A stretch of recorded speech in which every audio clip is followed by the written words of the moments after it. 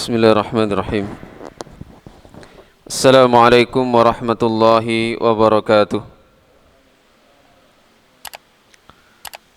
Innal hamdalillah nahmaduhu wa nasta'inuhu wa nastaghfiruh wa natubu ilaihi wa nastahdi wa na'udzu billahi min syururi anfusina wa min sayyiati a'malina. May yahdihillahu fala mudhillalah wa may yudlil fala hadiyalah. Asyhadu an la ilaha illallah wahdahu la syarikalah wa asyhadu anna Muhammadan abduhu wa rasuluh. Allahumma salli ala nabiyyina Muhammadin wa ala alihi wa sahbihi wa man tabi'ahum bi ihsanin ila yaumiddin, amma ba'd.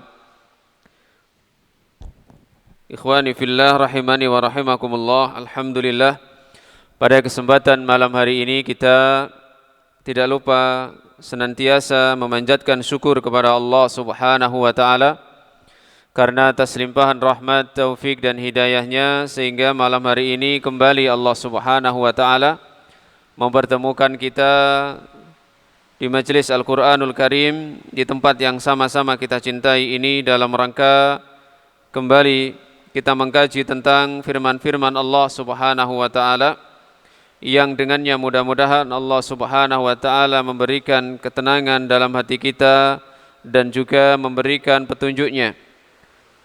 Malam hari ini insyaallah kita akan lanjutkan kajian tafsir masih juz amma.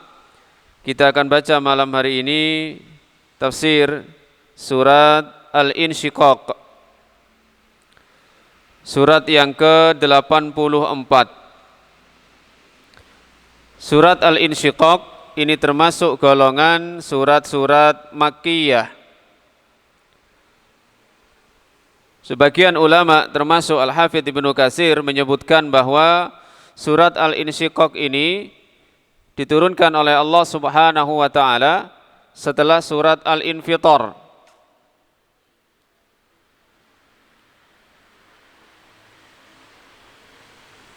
Dan banyaknya ayat dalam surat Al-Insyiqaq adalah 25 ayat. Al-Insyiqaq artinya terbelah atau terbuka. Kenapa disebut dengan surat Al-Insyiqaq? Karena ayat yang pertama disebutkan kata kerja dari Al-Insyiqaq. Insyiqaq itu adalah masdar dari insyaqqa. Ayat yang pertama Allah berfirman idzas samaa'un syaqqat. Sehingga surat ini disebut dengan surat Al-Insyiqaq yang artinya terbelah atau terbuka. Al-Hafidz Ibnu Katsir rahimahullahu taala menyebutkan beberapa riwayat berkenaan dengan surat Al-Insyiqaq ini sebelum beliau memberikan penjelasan tafsirnya. Riwayat yang pertama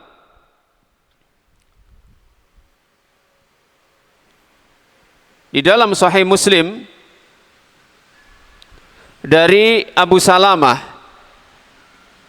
radhiyallahu anhu anna Abu Hurairah qara'a bihim, bahwa Abu Hurairah membacakan di hadapan mereka yaitu para sahabat surat ini. Idzas samaa'un syaqqat fasajada fiha. Lalu Abu Hurairah ini sujud. Karena memang nanti di ayat dari bagian surat Al-Insyiqaq ini yaitu ayat yang ke-21 ada ayat sajdah di mana orang yang membaca dianjurkan untuk melakukan sujud yang disebut dengan sujud tilawah. Nah, ini dipraktikkan oleh Abu Hurairah radhiyallahu taala anhu ketika membaca surat ini di hadapan para sahabat. Falamma insarafa akhbarahum anna Rasulullah sallallahu alaihi wasallam sajada fiha. Ketika selesai, maka Abu Hurairah memberikan kabar kepada mereka para sahabat bahwa Rasulullah sallallahu alaihi wasallam bersujud ketika membaca surat Al-Insyiqaq. Demikian pula Al-Imam Al-Bukhari juga meriwayatkan dari Abu Rafi', ia berkata, "Shallaitu ma'a Abi Hurairah." Saya salat bersama Abu Hurairah al-Atamah. Al-Atamah ini adalah salat Isya. Faqara'a, lalu dalam salat Isya itu Abu Hurairah membaca idzas samaa'un syaqqat fasajada. Lalu Abu Hurairah pun bersujud. Faqultu lahu, lalu aku katakan kepadanya, qala sajadtu khalfa Abil Qasim sallallahu alaihi wasallam fala azalu asjudu biha hatta alqahu. Lalu Abu Hurairah menjawab, saya bersujud di belakang Abul Qasim yaitu Rasulullah sallallahu alaihi wasallam, fala azalu asjudu, maka saya terus menerus bersujud sampai hatta alqahu, sampai aku berjumpa dengan Allah Subhanahu wa taala. Ini tentang surat Al-Insyiqaq yang di situ ada ayat, itu tadi ayat yang ke-21 yang berisi tentang ayat sajdah, di mana memang sujud tilawah ini para ulama mengatakan sunnah muakkadah, sangat ditekankan. Ketika kita membaca ayat yang di situ ada perintah anjuran untuk bersujud. Di dalam Al-Quran ada sekitar 14. Ya, ada yang mengatakan 15. Karena dalam surat Al-Hajj itu ada 2. Ada yang mengatakan cuma 1 sehingga jumlahnya 14. Keutamaannya apa? Kalau kita membaca ayat sajdah kemudian melakukan sujud, sujudnya ini sekali, ya. Kata Nabi SAW, setan itu ketika melihat anak Adam membaca Al-Quran, melewati ayat sajdah, kemudian bersujud, maka setan ini tanaha wabaka. Setan ini nyingkir dan menangis, serta mengatakan, Umira ibnu Adam bis sujud. Anak Adam diperintah untuk sujud, fasajada, lalu dia mau sujud. Falahul jannah, maka dia mendapatkan surga. Wa umirtu bis sujud, setan teringat ketika iblis sebagai bapak moyangnya itu diperintah bersujud dan dia abai, enggan, falian nar, maka dia mengatakan, maka saya mendapatkan neraka. Ini salah satu keutamaan sujud tilawah. Walaupun hukumnya para ulama sepakat sujud tilawah itu tidak wajib. Artinya jika kita memang tidak melakukan sujud tidak masalah. Namun jika melakukan sujud maka kita telah membuat setan itu menangis dan menyesali apa yang telah diperbuat, yaitu dengan tidak sujud kepada Allah Subhanahu wa taala. Baik, kita baca bagian pertama dari tafsir Ibnu Katsir, yaitu ayat 1 sampai ayat 15. Mudah-mudahan cukup. A'udzu billahi minasyaitonir rajim. Bismillahirrahmanirrahim. Idzas samaa'u syaqqat wa adinat li rabbiha wa huqqat wa idzal ardu muddat wa alqat ma fiha wa takhallat وأذنت لربها وحقت يا أيها الإنسان إنك كادح إلى ربك كدحا فملاقيه فأما من أوتي كتابه بيمينه فسوف يحاسب حسابا يسيرا وينقلب إلى أهله مسرورا وأما من أوتي كتابه وراء ظهره فسوف يدعو ثبورا ويصلى سعيرا إنه كان في أهله مسرورا إنه ظن أن لن يحور بلى إن ربه كان به بصيرا إذا السماء nalikani langit, apabila langit insyaqqat terbuka, terbelah, wa adzinat li rabbiha, dan ia izin kepada pemiliknya, wa huqqat, dan sudah selayaknya ia izin. Izin di sini maksudnya adalah taat, tunduk.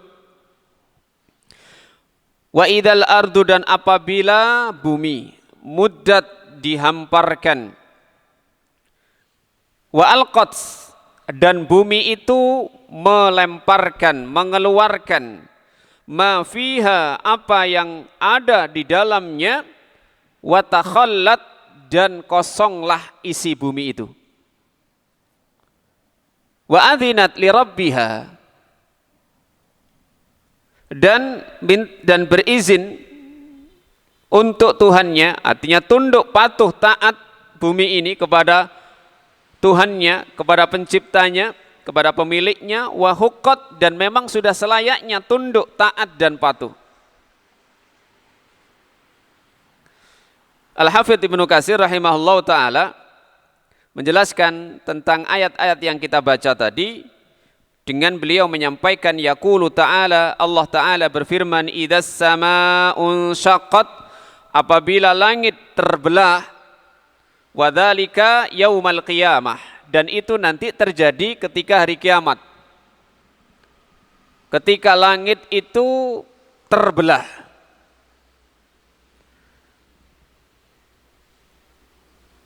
Syekh Shalih Al-Utsaimin dalam tafsirnya juga mengatakan insyaqqat ay infatahat, terbuka, wanfarajat, dan terbelah.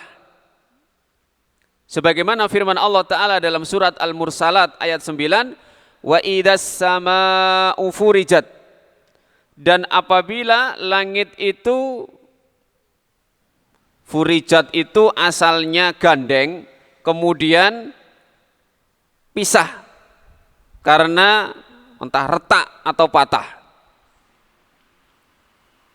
Dan itulah nanti kondisi langit ketika hari kiamat.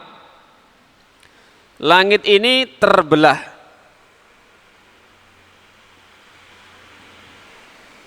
Wa adzinat li rabbiha ay istama'at li rabbiha. Artinya patuh mendengarkan titah atau perintah dari penciptanya, dari pemiliknya, dari pengaturnya, yaitu Allah Subhanahu wa ta'ala. Kalau Allah sudah menetapkan bahwa nanti hari kiamat langit itu akan terbelah, maka langit itu akan patuh, tunduk terhadap perintah Allah Subhanahu wa ta'ala. Itu artinya wa adzinat li rabbiha. Ai istama'at, kata Ibnu Katsir. Istama'a itu bukan sekedar sami'a. Kalau sami'a itu mendengar, gurung mesti merhatekno, gurung mesti ngelakoni. Itu namanya sekedar mendengar. Tapi kalau istama'a itu mendengar dan memperhatikan betul. Makanya ada ketika daurah kami itu, dia sebenarnya mau ngomong masami itu jayidan, saya tidak mendengar dengan baik, dia salah mengucapkan mas tamak tu, saya tidak memperhatikan dengan baik. kaget juga saya. Dari tadi ngapain kamu? Nggak memperhatikan. Gitu. Gara-gara salah ya. Jadi dalam wazan kata kerja itu bisa maknanya berbeda. Kalau istama'a berarti biziyadati apa? Hamzah wa ta dari kata-kata sami'a kemudian menjadi istama'a, ifta'ala. Artinya mendengar sekaligus memperhatikan. Wa ata'at amrihi wa amrahu, dan taat terhadap perintahnya fima amara biha minal insyikok, di mana Allah memerintahkannya untuk terbelah. Maka tadi saya katakan bahwa kalau Allah sudah menetapkan, memerintahkan bahwa langit itu terbelah ketika nanti hari kiamat, maka langit itu akan taat, patuh terhadap perintah Allah Subhanahu wa taala. Wa huqqat ai wa haqqun laha an tuti'a amrahu, dan memang hak layak bagi langit itu taat terhadap perintahnya. Makanya setiap apa yang Allah ciptakan adalah hamba Allah, dan hamba Allah itu tunduk patuh terhadap Allah Subhanahu wa taala yang telah menciptakannya. Karena memang dari kata abdun itu sebenarnya menunjukkan ketaatan dan kepasrahan dirinya terhadap Allah Subhanahu wa taala. Makanya kalau kita disebut Abdullah atau ibadullah, para hamba Allah, itu berarti harus tunduk taat patuh terhadap Allah Subhanahu wa taala yang telah menciptakan kita, bukan sekedar menciptakan tapi kemudian memberikan seluruh kebutuhan kita. Sehingga tidak ada jalan lain. Dan semuanya nanti akan datang kepada Allah, atir rahmani abda, akan datang menemui Allah dalam kondisi seperti sebagai hamba. Makanya Nabi SAW itu menginginkan umatnya kita itu memberikan julukan atau derajat Abdullahi wa Rasuluh, hamba Allah dan utusannya. Li'annahu al-azimu. Kenapa? Langit itu tunduk taat dan patuh terhadap perintah Allah karena Allah al-azim, maha agung. Alladzi la yumana'u, di mana tidak ada satupun yang mampu untuk mencegah, yang tidak bisa dicegah, wala yughalab, dan tidak bisa dikalahkan. Bal qad qahara kulla syai'in wa dhalla lahu kullu syai'in. Bahkan Allah maha memaksa segala sesuatu dan segala sesuatu tunduk hina kepada Allah Subhanahu wa taala. Jadi langit yang menjadi atap kita saat ini dengan tingkatnya yang 7 itu nanti akan terbelah. Bahkan dalam ayat yang lain Allah Subhanahu wa taala akan melipat langit itu seperti melipat kertas. Yauma natwis samaa katoyis sijilli lil kutub. Hari di mana kami lipat langit itu sebagaimana kami melipat lembaran-lembaran kertas menjadi susunan kitab.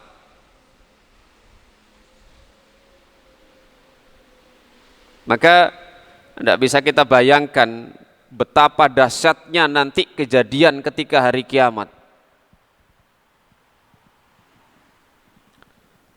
Kemudian Al-Hafidz Ibnu Katsir rahimahullahu taala menyebutkan satu riwayat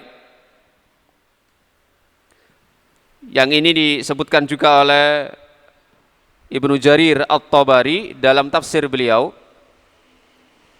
dari Ali bin Al-Husain anna Nabiyya sallallahu alaihi wasallam qala, bahwa Nabi sallallahu alaihi wasallam bersabda, idza kana yaumal qiyamati, jika nanti terjadi hari kiamat, maddallahul arda maddal adim, maka Allah akan menghamparkan bumi ini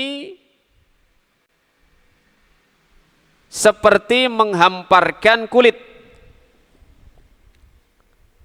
hatta la yakuna li basharin minan nasi illa maudhi'a qadamaihi, sampai tidak ada celah bagi seseorang dari manusia yang banyak ini kecuali hanya tempat kedua kakinya.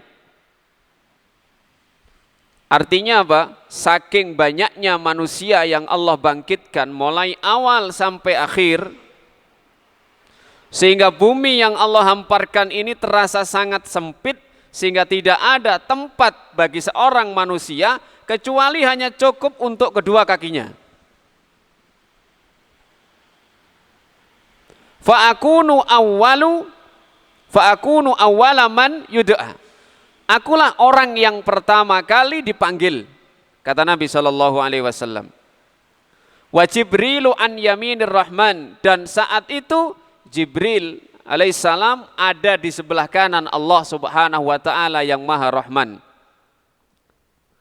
Wallahi ma ra'ahu qablaha, demi Allah aku belum pernah melihat sebelumnya, kata Rasulullah SAW. Fa'akulu, lalu aku berkata, ya Rabb, inna hadha akhbarani annaka arsaltahu ilayya, sesungguhnya ini Jibril memberitahu kepadaku bahwa engkau telah mengutusku.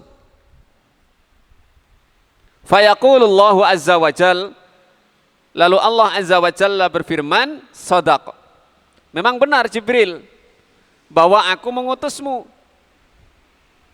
Summa asfa'u fa'akul, kemudian aku memberikan syafaat dan aku mengatakan, ya Rabb, ibaduka abaduka fi atrafil ardi,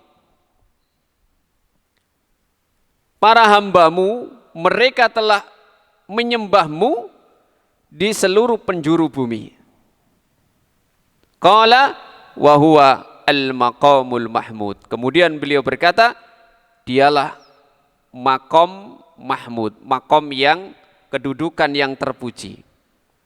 Ini salah satu riwayat yang menyebutkan nanti ketika hari kiamat, saat manusia tidak memiliki tempat berpijak kecuali hanya kedua kakinya saja, maka Rasulullah SAW diberi hak memberikan syafaat untuk mereka, dan itulah yang kita sebut dengan dalam doa maqamam mahmuda. Doa apa ini? Setelah adzan, ya kan? Allahumma rabba hadhihi ad-da'wati tammah was-salatil qa'imah ati Muhammadanil wasilata wal fadilah wa ba'ashu maqamam mahmuda. Ya Allah, angkatlah beliau di makom yang terpuji. Makom niku duduk kuburan. Makom itu berasal dari kata-kata qoma yakumu, niku sing artine ngadeg. Makom berarti tempat berdiri, posisi, kedudukan. Makanya makom Ibrahim. Nah, wong Jawa sing wis kenal makom niku kuburan, nanti waktu umroh golek jari ono makome Ibrahim, iki nanti kuburan Nabi Ibrahim. Padahal tempat berdirinya, tempat berpijak, posisi beliau ketika meninggikan Ka'bah. Nah, kedudukan yang terpuji itulah kedudukan di mana Nabi SAW nanti di akhirat, di saat manusia kondisi seperti itu, diberi hak oleh Allah untuk memberikan syafaat. Wa ba'ashu maqamam mahmuda. Kenapa? Karena semua nabi tidak bisa memberikan syafaat saat itu. Makanya beliau ketika seseorang membaca doa adzan ini selesai, Nabi mengatakan halat lahu syafaati yaumal qiyamah. Dia halal mendapatkan syafaatku pada hari kiamat.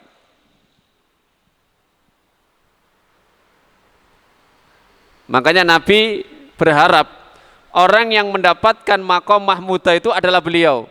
Makanya umatnya kita selalu mohon kepada Allah agar beliau memang orang yang mendapatkan kedudukan posisi yang terpuji itu, dan memang betul nanti di akhirat seperti itu.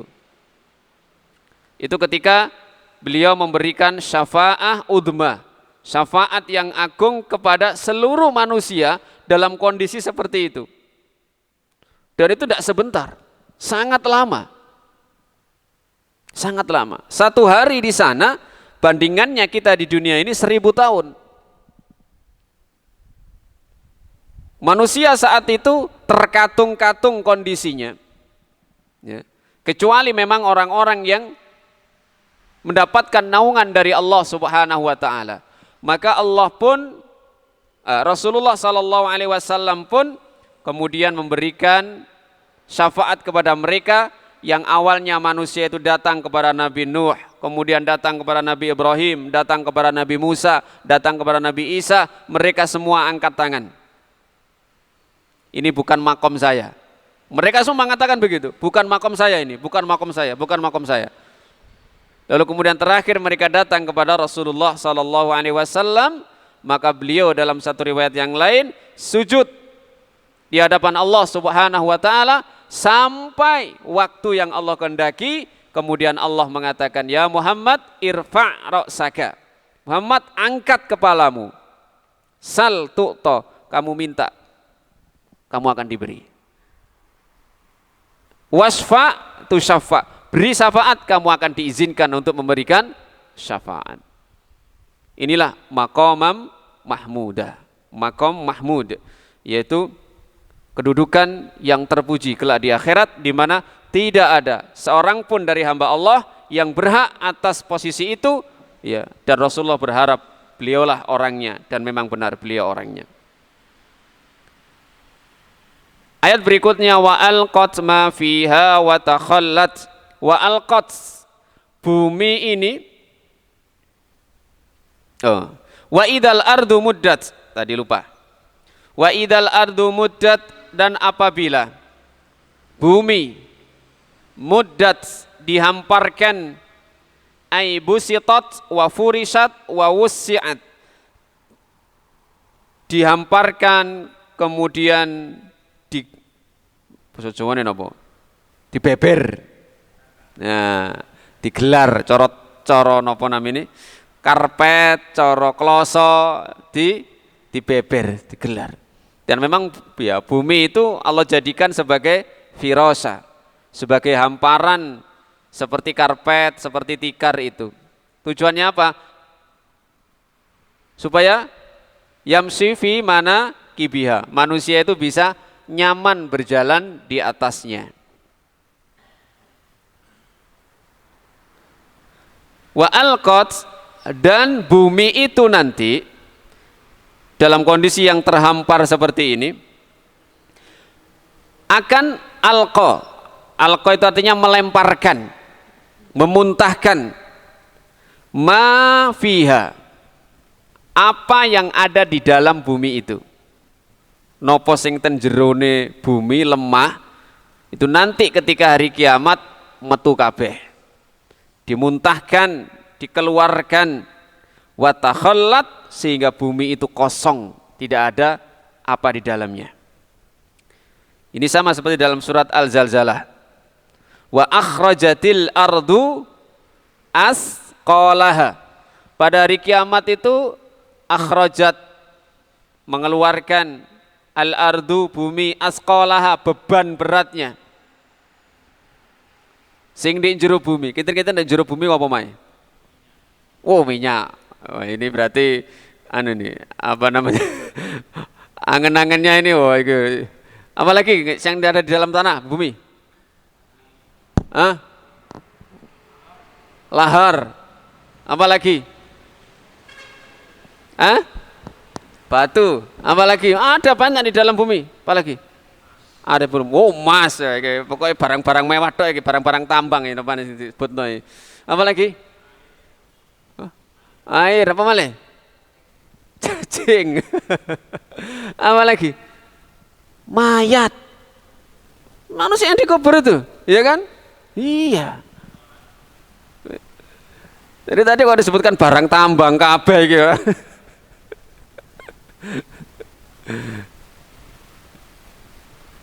Jadi yang dikeluarkan akhrajatil ardu asqalah itu termasuk ya apa yang manusia yang dikubur di dalamnya itu. Ditokno, dibangkitkan, dikeluarkan. Ai alqat ma fiha, loh ya kan? Fi batniha minal amwat. Apa yang dikeluarkan dari perutnya minal amwat, dari wong-wong sing mati. Ibnu Katsir gak nyebutno emas, minyak bumi. Itu. Karena apa? Karena nggak ada gunanya. Kiamat ditokno ya ora gunane. Nah, mayat inilah yang penting dikeluarkan cek andi jero tok ae. Supaya apa? Mempertanggungjawabkan. Bertanggung jawab. Wa takhallat minhum, sehingga kemudian setelah mayat-mayat ini, orang-orang yang mati terpendam di kubur ini di dalam tanah, dikeluarkan takhallat, kosong, minhum, dari mereka. Ini disampaikan oleh Mujahid, Sa'id, Qatadah. Ini para ulama tafsir seperti Mujahid, ini muridnya Ibnu Abbas. Ya. Ibnu Abbas turjumanul Quran. Kemudian wa adzinat li rabbiha wa huqqat. Lagi-lagi bumi itu harus tunduk, taat, patuh, dan memang harus tunduk. Kalau kamu nanti bumi, ya, kiamat, keluarkan apa yang ada di dalam perutmu itu, orang-orang yang mati itu, mayat-mayat itu. Walaupun sudah hancur, ada satu bagian yang tidak hancur, ajnabudz dzanab, tulang ekor manusia. Walaupun sudah hancur lebur tulangnya, mau dibakar, itu bagian yang tidak bisa hancur. Itu nanti yang menjadi cikal bakal dibangkitkannya mereka oleh Allah Subhanahu wa taala seperti kecambah yang tumbuh. Ya. Sehingga dalam keadaan mereka telanjang bulat, tidak bersunat, ya, tidak beralas kaki, persis seperti mereka baru lahir. Wis gak mungkin toleh-toleh. Ya, pikirannya manusia. Aisyah sendiri mengatakan, bagaimana Nabi nanti melaku digiring bareng muda kak kelamben ya napa. Aisyah ora mikir ngono, wis gak kepikiran blas. Semikir awake dhewe-dhewe nanti yang dihadapi itu apa? Al-yauma asyaddu min dzalika ya Aisyah. Hari itu lebih dahsyat kondisinya wahai Aisyah, ndak akan kepikiran seperti itu. Kama bada'nakum awwala khalqin nu'idu. Demikianlah kami akan kembalikan mereka kondisinya seperti kami awal menciptakannya. Lahir procot, lahir muda, ya kan, gak sandalan, ya durung disunat. Nanti seperti itu manusia dibangkitkan. Dan itu tugasnya bumi untuk memuntahkan, untuk mengeluarkan. Dia harus tunduk, taat, patuh. Kemudian ayat berikutnya, ya ayyuhal insanu innaka kadihun ila rabbika kadhan famulakih. Wahai manusia, tidak ada pengecualian, seluruh manusia, innaka sesungguhnya engkau kadihun, berusaha, dengan satu usaha, beramal, mengerjakan sesuatu, ila rabbika, menuju Tuhanmu, menuju Rabbmu, kadhan, dengan satu jenis usaha, amalan, famulaki, maka kalian akan menemui hasilnya. Kalian akan menemuinya. Ini para ulama tafsir memang beda. Nya ini kembali ke siapa? Ke apa? Apakah kembali ke hasil amalanmu atau nya ini kembali ke Allah? Ini para ulama beda pendapat kata Ibnu Katsir. Tapi beliau lebih condong pada makna amalan. Kalian wahai manusia, semuanya sudah usaha melakukan satu amalan dan nanti kalian akan menemui hasil amalan itu. Makanya di sini beliau mengatakan summa innaka satulqi ma amilta min khairin aw syarrin. Kemudian sesungguhnya engkau akan menemui, mendapati apa yang telah kamu kerjakan min khairin berupa kebaikan aw syarrin atau kejelekan. Ini diperkuat oleh apa yang diriwayatkan oleh Imam Abu Dawud. Sumbernya dari sahabat Jabir, ia berkata, Rasulullah sallallahu alaihi wasallam bersabda, qala Jibril, Jibril berkata, ya Muhammad, wahai Muhammad, aish ma syi'ta, hiduplah sekehendakmu. Ini bukan berarti pembiaran. Ini artinya basa Jawane gonggong. Tahu gonggong? Napa gonggong? Digonggung. Ayo terus no. Kira-kira itu disuruh terus neng apa dilarang? Dilarang. Ayo awas terus no. Ayo terus no menek no. Oh nggih, matur suwun menek. Yo gak maksudnya ojo. Kan gitu. Jadi ada kalimat seperti itu. Sama dengan sabda Nabi ya. Idza lam tastahyi fasna ma syi'ta. Nek kon gak izin ya wis lakonono sakarepmu. Bukan berarti berarti gak apa-apa rek. Yang penting gak duwe izin. Ya ndak begitu. Maksudnya gak oleh. Larangan itu. Ya. Apa tadi? Ya Muhammad isma syi'ta. Muhammad, hiduplah sekehendakmu, sakarepmu. Fa innaka mayyitin. Kenapa? Karena kamu nanti mati. Wa ahbib ma syi'ta. Cintailah apapun kehendak sesuai kehendakmu. Fa innaka mufarikuhu, karena sesungguhnya engkau akan berpisah dengannya. Wa'mal ma syi'ta fa innaka mulaqihi, dan beramallah, berbuatlah sekehendakmu karena sesungguhnya engkau akan mendapati hasil dari perbuatanmu itu. Ini yang dijadikan Ibnu Katsir rahimahullah sebagai penguat bahwa makna famulaqi, kamu akan menemuinya, maksudnya menemui hasil amalanmu kelak di akhirat. Walaupun ada yang mengembalikan domir itu kepada Rob, kepada Allah, kamu akan ketemu dengan Allah. Apapun lakukan silahkan, tapi nanti kamu akan ketemu dengan Allah yang akan membalas. Ya sebenarnya ini bisa dikompromikan. Dikompromikan maknanya, intinya ya apapun usaha perbuatan seorang hamba akan menemui hasilnya di mana Allah akan membalas. Kalau kebaikan Allah balas dengan kebaikan, kejelekan Allah balas dengan kejelekan. Nah ini sama tadi disebutkannya ya. Ya ayyuhal insanu innaka kadihun ila rabbika kadhan famulaqih. Al-Awfa mengatakan dari Ibnu Abbas, yaqulu ta'mal amalan talqallaha bihi. Kamu berbuat satu amalan dan kamu nanti akan berjumpa dengan Allah dengan membawa amalan itu, khairan kana aw syarran, baik atau jelek. Baik atau jelek, masing-masing membawa amalan yang telah dilakukan ketika di dunia. Dan Allah tidak akan mendolimi sedikit pun hambanya. Nah, makanya kemudian di sini Qatadah juga menyampaikan, inna kadhaka ya ibna Adam la dhaifun. Wahai anak Adam, sesungguhnya usahamu, tenagamu itu lemah. Faman istata'a an yakuna kadhuhu fi ta'atillah falyaf'al. Maka barang siapa yang mampu usahanya ini adalah dalam ketaatan kepada Allah, maka hendaknya dia lakukan. Wala quwwata illa billah, dan tidak ada kekuatan kecuali dengan pertolongan Allah. Artinya apa?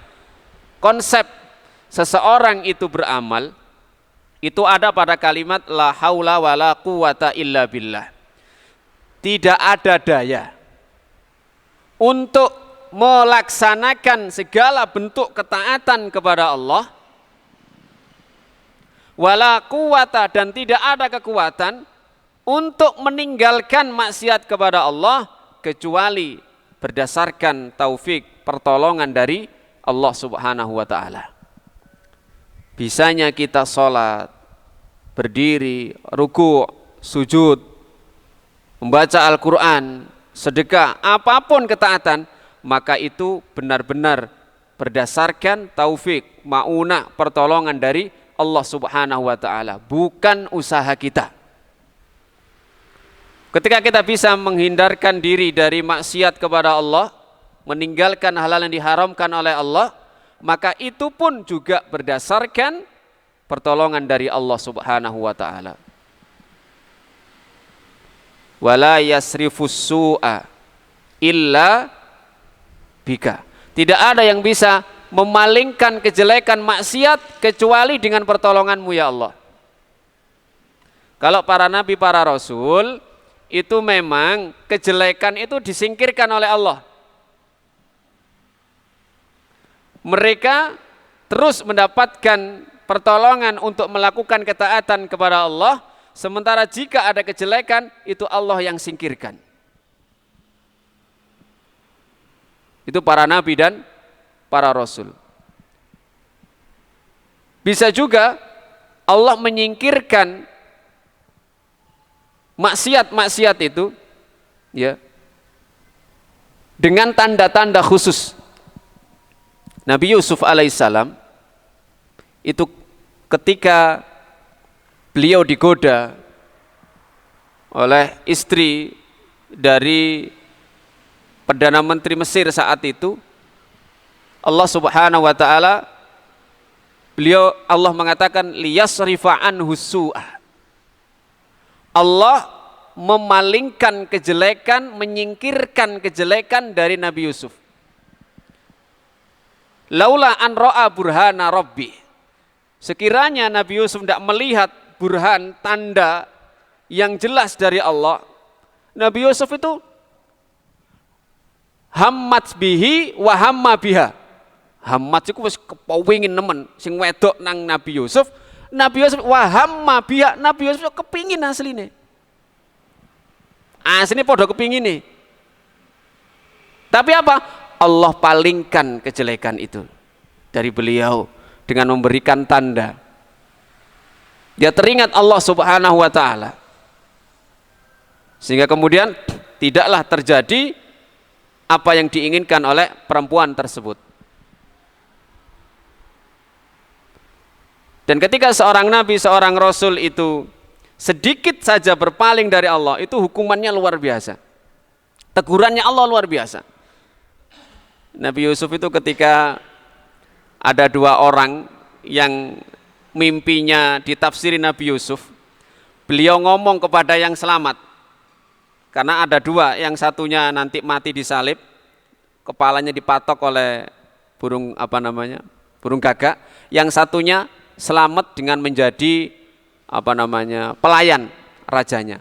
Dia berpesan, tolong kamu nanti kalau sudah jadi pelayan lagi, udhkurni inda rabbik, tolong sebut masalah saya ini, saya di penjara bukan karena saya salah, supaya raja membebaskan saya. Kalimat ini bagi seorang nabi, seorang rasul tidak boleh diucapkan. Akhirnya apa? Allah hukum dengan ditambah beberapa tahun lagi. Entah bid'ah sinin itu antara 3 sampai 10. Kenapa? Dia tidak ingat kalau penolong sebenarnya itu Allah. Ngapain Nabi Yusuf minta tolong kepada pelayan tadi untuk menyampaikan kepada raja? Kenapa enggak tawakal langsung kepada Allah? Wah, Nabi seperti itu kelasnya. Kalau kita kan butuh pensyafaat seperti itu, jaluk tolong seperti itu. Ya, secara kaidah biasa tidak masalah.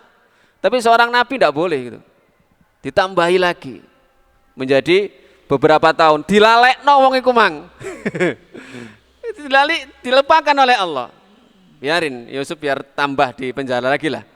Gitu. Nah itu menjadikan kesadaran beliau. Ya.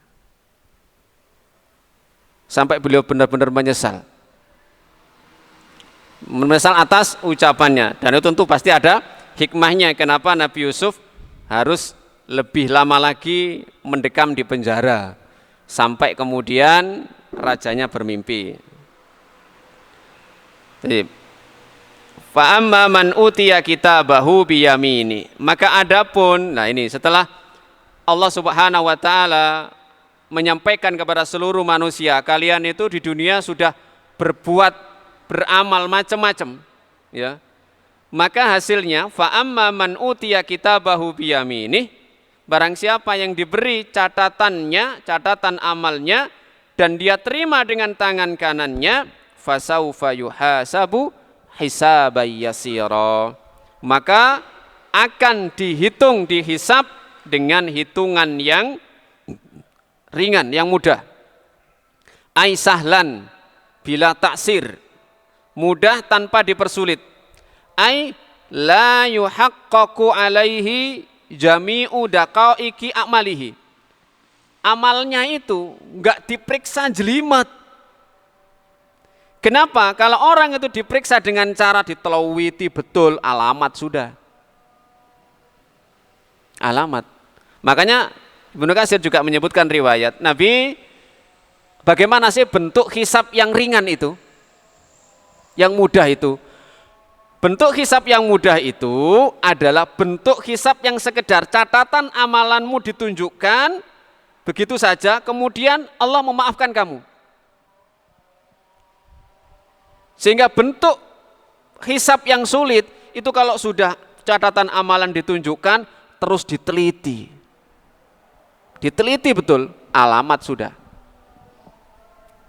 Makanya kalau ada pemeriksaan kok jelau, mesti ketemu wis.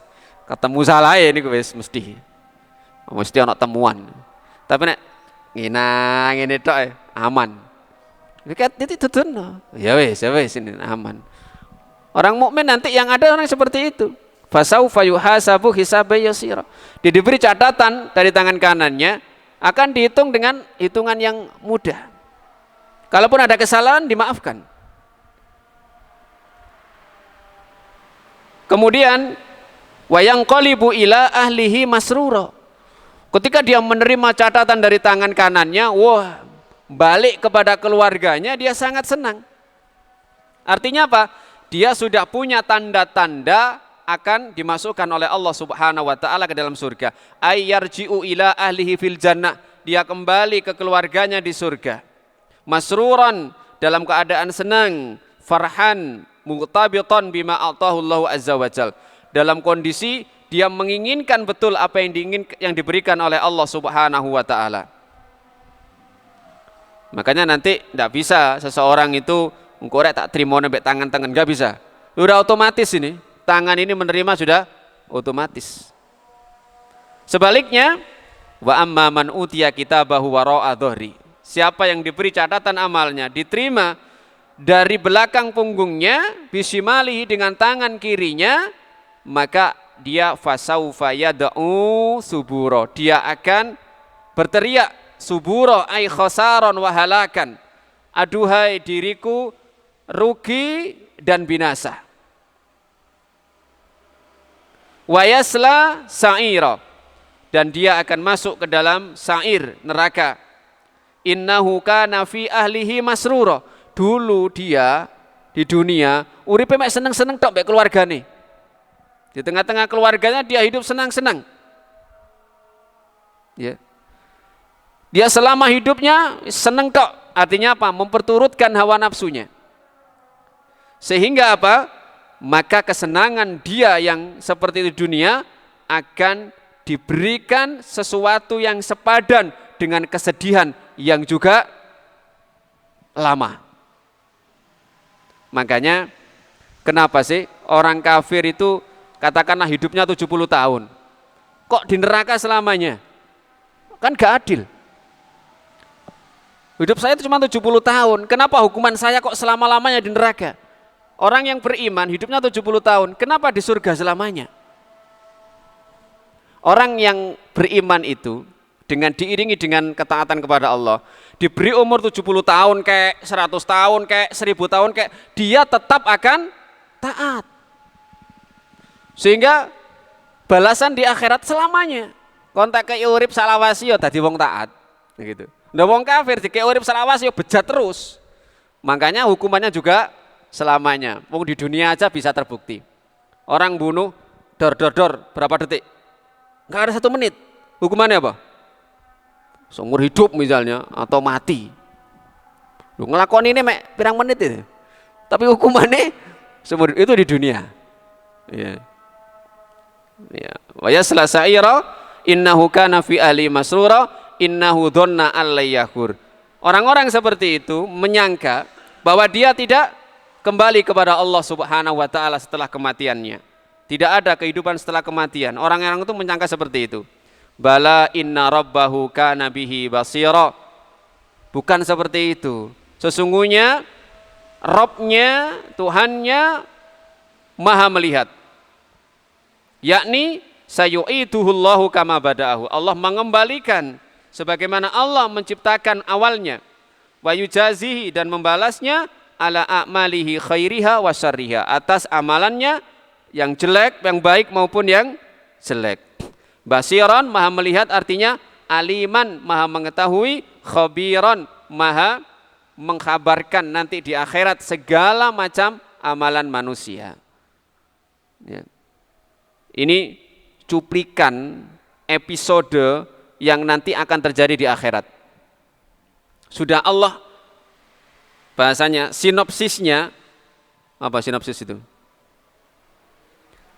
Alur cerita, rangkaian cerita yang terjadi di akhirat itu sudah Allah ceritakan di dalam Al-Quran. Ini loh kejadiannya nanti.